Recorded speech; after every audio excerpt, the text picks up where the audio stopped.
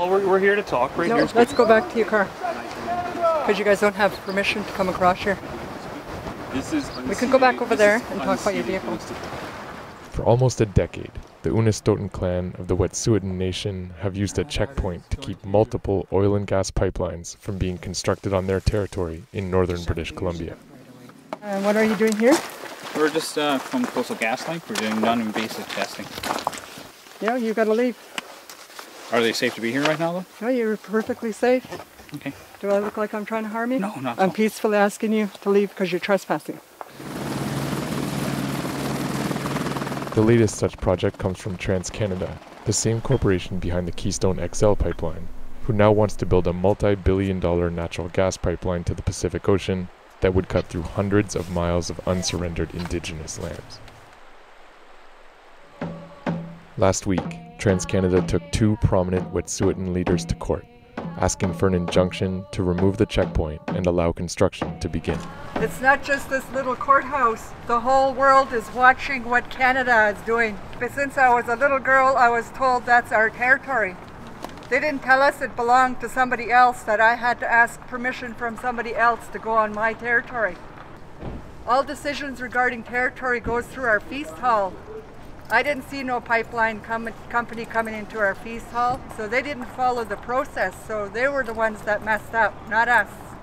Inside the courthouse, TransCanada's lawyer entered 2,400 pages of evidence. Meanwhile, the lawyer for the Unistoten was only able to prepare a handful of affidavits. And they only gave us like 2 weeks to try and prepare for this. We didn't have a lawyer until yesterday. Yeah, we've been trying to get legal advice from different people, and it's difficult because everybody's busy this time of year and the company knows it. The courtroom filled with Wet'suwet'en chiefs and other members who watched silently for 6 hours as lawyers for both sides failed to properly pronounce the names of their clans. 24 hours later, the judge granted TransCanada an injunction ordering the opening of the gate for pipeline workers to begin construction. I knew this was going to be a lopsided situation. You look at the federal government, they make the laws that go into the court systems, and they provided 60% of this partnership funding. So they're already right there in conflict. So it's in conflict. We're going into their courts, which they have lots to lose. So they're backing the other parties, even though everything they said were lies in their affidavits and in their application were all lies. And we had to just sit there and listen to their lies and just shake our head. That's not true. That's not what happened. The injunction includes an enforcement order requesting the RCMP, Canada's national police, force the gate open and, if necessary, arrest those that get in the way.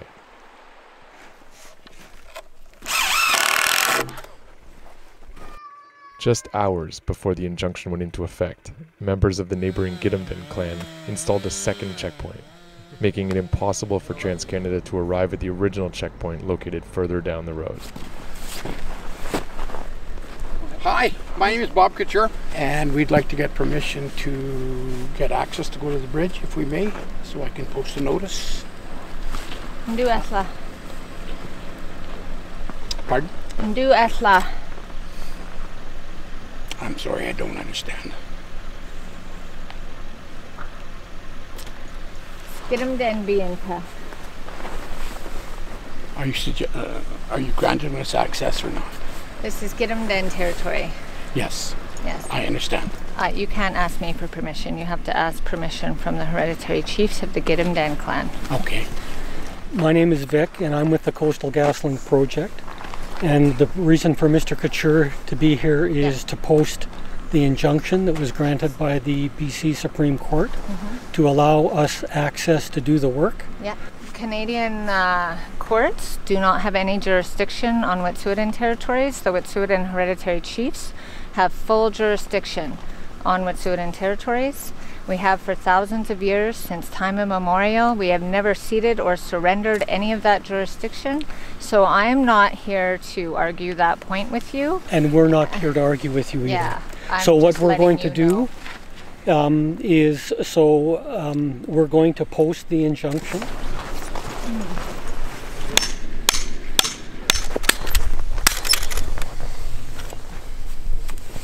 it's upside down, then that has nothing to do with the injunction. That's his instructions.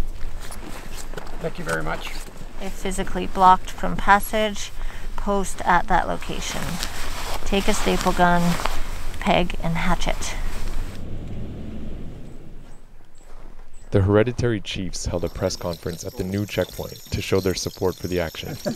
In 1997, the Supreme Court of Canada ruled that the Wet'suwet'en people had never given up their rights and title to 22,000 square kilometers of northern British Columbia, and the Wet'suwet'en hereditary chiefs were recognized as the relevant authority on that territory. The right and title, United Declaration on the Rights of Indigenous Peoples, and reconciliation, all these words have been used quite recently by governments. How do you think that reconciliation is going to be achieved when issues like this continue to arise here on the territory? How could there be reconciliation when they won't even acknowledge who we are? No elected official at any level can outspeak the Wet'suwet'en hereditary chiefs. We're standing up for what the United Nations has said.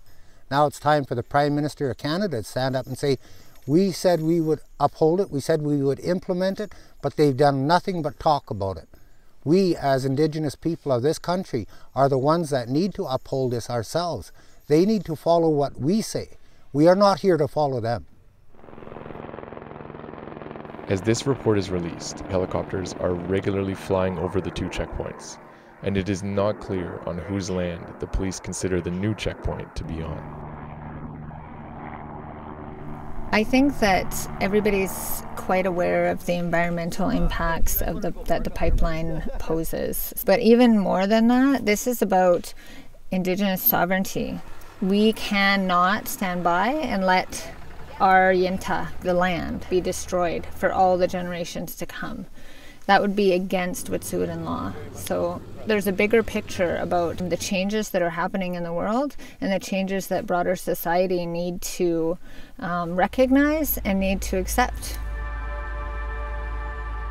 While in court, TransCanada's lawyer argued that the only viable route for a pipeline to cross the mountain ranges of the Northwest goes through Wet'suwet'en territory. This proposed pipeline is just one of many that would carry fossil fuels extracted through fracking and tar sands development to markets in Asia and elsewhere. It might even be said that the future of this humble gate is central to the future of energy, ecology, and Indigenous sovereignty on our planet.